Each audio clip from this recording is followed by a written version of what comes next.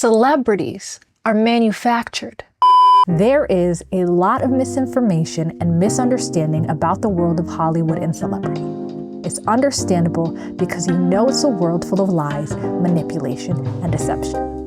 But the problem is, there's not a lot of accurate information about how they are lying, manipulating, and deceiving you. There's a lot of conjecture and conspiracy theories, but I get it. It's hard to follow and keep track of all the lies, manipulation, and deception while trying to connect the thread, especially if you haven't studied or worked in the entertainment industry. Because I have, let me burst Hollywood's bubble for you.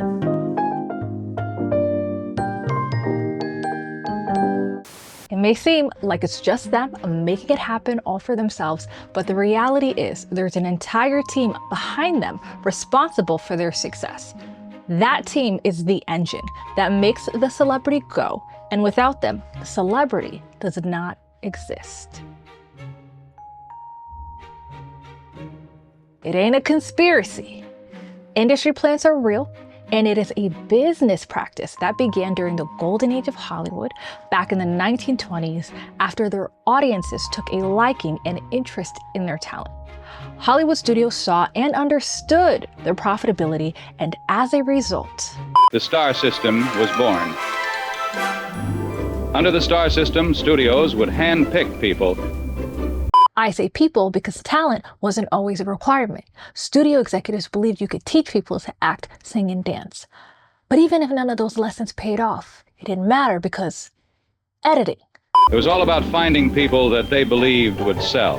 If they're investing all this money, they need to not only be able to recoup their investment, but also make a profit so they could continue to produce more films and records. Once they found their stars, they would create an entirely different identity and personality for them to take on.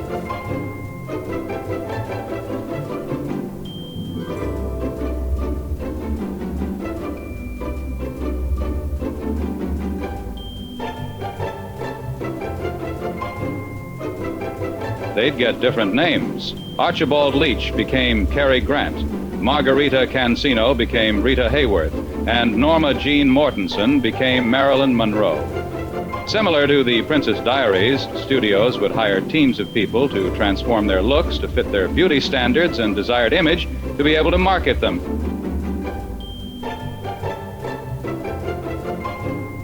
An example is the blonde bombshell.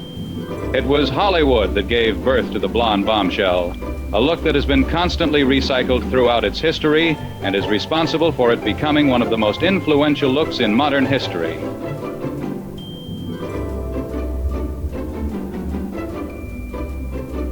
So if you're mad at today's beauty standards, blame them. When that wasn't enough, they would pay for cosmetic surgery when they felt their stars needed it. And it wasn't just women, men were subjected to this as well. And again, if you're mad at the popularity of cosmetic surgery, blame Hollywood because they're the source. In their contracts, they had a potato clause, which meant that they had to maintain their weight or they would get fired. And if diet pills weren't enough, some would swallow tapeworms. And if you're pissed about society's obsession with weight loss and dieting, well, you know who to blame. They wouldn't stop at their looks. Studios would even have made-up backstories built around their image to get people to buy into them. You're probably wondering, why would they create an entirely different identity for their stars? Control. Because cancel culture isn't new either, and they were as scared of it then as they are now. People wanted to be like them, be friends with them, or spend their days daydreaming about spending the rest of their lives with them. Studios weren't going to risk their investments and potential profits over a star's bad decision that could destroy the relationship they strategically built with their audiences. It was just a practical business decision for them to feed people lies and control their stars' narratives. And their stars hated it. Their lives may have looked glamorous and wonderful to their audiences, but their actual lives were hell. It wasn't enough for their employers to pretend on screen. They had to pretend every day of their lives and ignore the constant abuses and negligence allowed by the Hollywood studios. If their stars acted up out of rebellion or got caught doing something the public would not approve of, they'd be blackballed and their careers would be over. Unlike Dorothy, they did not want to go back to Kansas.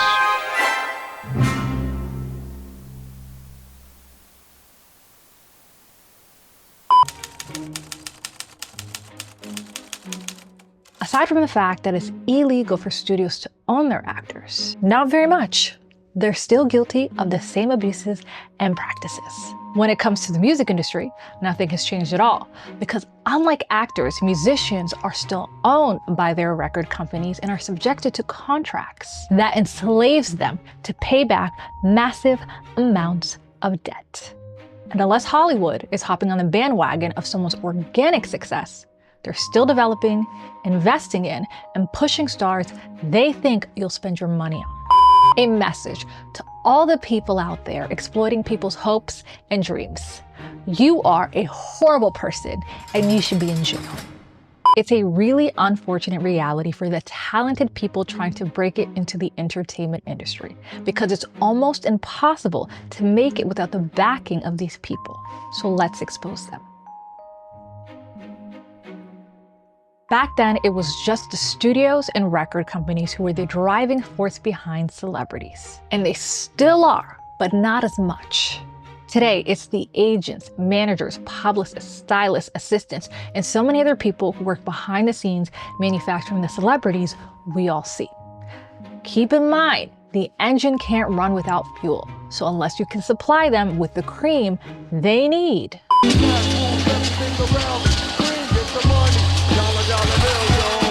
they're not going to help you. So it doesn't matter how talented you are. The questions are, can you book the job? Can they build a brand around you? Can they market you? Can you generate mass appeal? Can you sell out a show? A box office? Will people like you? Can you sell? Even if you don't want them, the infrastructure of Hollywood makes you need them and codependent on them. Just listen to Taraji. Big bills come with what we do. We don't do this alone. The fact that we're up, there's a whole entire team behind us. They have to get paid. So when you hear someone saying, oh, such and such made $10 million, no, that's not, that didn't make it to their account. Know that off the top, Uncle Sam is getting 50%. Right. Okay? So do the math. Now we have 5 million. Your team is getting 30% or whatever your team is off of what you grossed, not more. After what Uncle Sam took. Now do the math. So I'm only human, and it seems every time I do something, I break another glass ceiling. When it's time to renegotiate, I'm at the bottom again, like I never did what I just did, and I'm just tired. I'm tired. I'm tired. Hollywood's not paying her for her talent, resume, or accolades. They're paying her for her ability to sell. So whatever they gave her is a reflection of it. And yes, racism is a contributing factor because Hollywood doesn't think people of color sell. But regardless of what they paid her, she still has to pay her team, even if it leaves her with less than half, because she wouldn't have gotten the role or exposure without them, because that's how Hollywood works. An agent is the only person legally allowed to find and secure work for them in the entertainment industry, unless it's an independent project. You or your manager can book it, but there's a drastic pay difference, and the lack of exposure doesn't compare to the opportunities an agent can get you. A manager is the person responsible for managing the celebrity's career. They can also find financial opportunities that extend outside the reach of agents and make very valuable connections for them. You can thank them for all the fragrances, beauty brands, cookbooks, memoirs, alcohols, and failed clothing brands that none of us have asked for. Publicists are the reason why you see celebrities everywhere you go, and the reason you can never really escape them.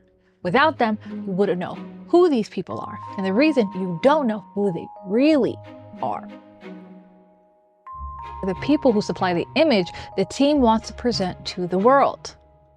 For example, Beyoncé's all-American country aesthetic to promote her Not Country, country album.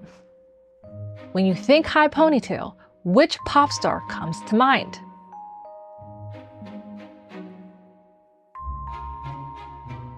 The bait and switch. When they were up-and-coming stars, they relied heavily on outrage fashion to get attention, and it worked. When they solidified their celebrity, it wasn't necessary, and they stopped. Other than a rebrand, I don't know what this is. I'm sorry, but you get the point. All of their work is not possible without the help of the studios, networks, and record companies who invest their money and resources to fuel them all. Celebrity is crafted by all these people. They're able to break ceilings and elevate people to heights they could not reach on their own, and very rarely do they get the credit for it. even if one of them is nothing but a glorified middleman. Agents.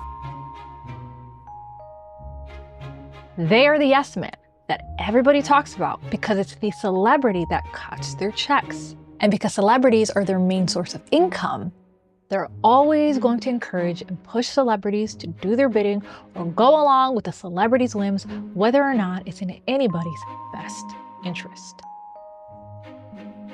However, just because the culture and system they work in is toxic and bad doesn't automatically make the people that work inside of it bad people. But it also doesn't mean they're not a part of the problem because they're perpetuating it.